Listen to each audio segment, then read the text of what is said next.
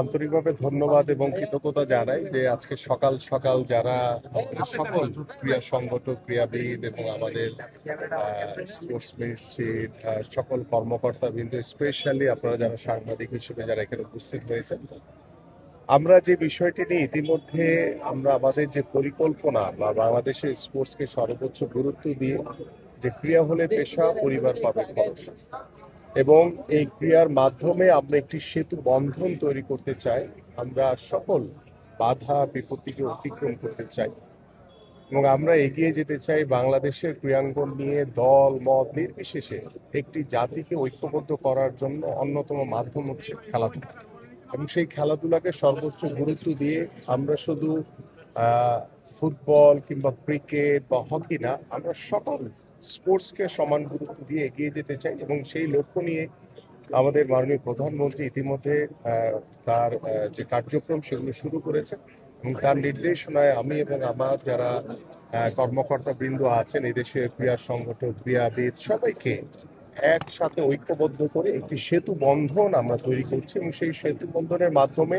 আমরা বিশ্বাস করি সকল বাধা বিপত্তি সবকিছুই আমরা ইনশাল্লাহ একসাথে অতিক্রম করতে পারবো। এবং আজকের এই বিশ্ব ক্রীড়া দিবস উপলক্ষে আমরা চাই যে আমরা একটি সেতু বন্ধনের মাধ্যমে আমরা সকল বাধা বিপত্তি অতিক্রম করে আমরা একসাথে একযোগে এগিয়ে যাব বাংলাদেশের খেলাধুলাকে সর্বোচ্চ গুরুত্ব দিয়ে। মাননীয় প্রতিমন্ত্রী, আপনি এরই মধ্যে খেলোয়াড়দের ব্যাপক কাঠামোর মধ্যে আনার মধ্য দিয়ে সবার মধ্যে একটি স্পিড তৈরি করেন, বিকেএসপি সবকিছু ঘুরে দেখেছেন। আমাদের এতদিন স্বপ্নটা ছিল শুধুমাত্র সাউথ এশিয়ান গেমসে কিছু পদক পেলে আমরা খুশি। আপনার মাধ্যমে ক্রীড়া দিবসে কি আমরা এই স্বপ্নটাকে বড় করে দেখতে পারি? কমনওয়েলথ গেমস, এশিয়ান গেমস, আমরা সাবকন্টিনেন্টে এবং আমাদের সাব গেমসে আমরা সবসময় পজিটিভলি চিন্তা করেছি যে আমাদের সর্বোচ্চ পদক যাতে আমরা অর্জন করতে পারি, সেই লক্ষ্য নিয়ে বিগত সময়েও কাজ হয়েছে। আমরা দায়িত্ব নেওয়ার পর থেকে আমাদের মাননীয় প্রধানমন্ত্রী তিনি যেভাবে আন্তরিকতার সহিত স্পোর্টসকে গুরুত্ব দিয়ে, তিনি যেভাবে সকল স্পোর্টসকে সমানভাবে দেখে, এবং আমাদের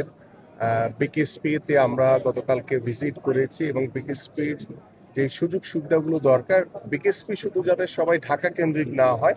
আমরা যাতে সারা বাংলাদেশের সকল বিভাগীয় শহরগুলোর যে বিকেএসপিগুলো রয়েছে সেগুলোকেও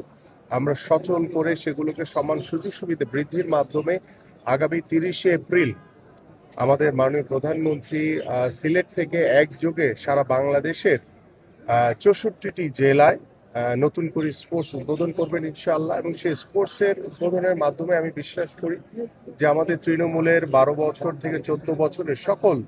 কোমলমতি শিশু কিশোররা একসাথে যখন খেলাধুলা করবে, এবং সেই খেলাধুলার মাধ্যমে আমরা আমাদের যে পারিবারিক যে বন্ধন, আমাদের সামাজিক যে বন্ধন এবং আমাদের রাষ্ট্রীয় যে ব্যবস্থাপনা রয়েছে, সেখানে আমরা একটি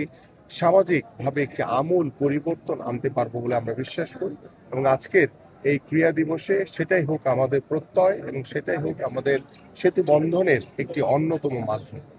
অনেক ধন্যবাদ। Thank you.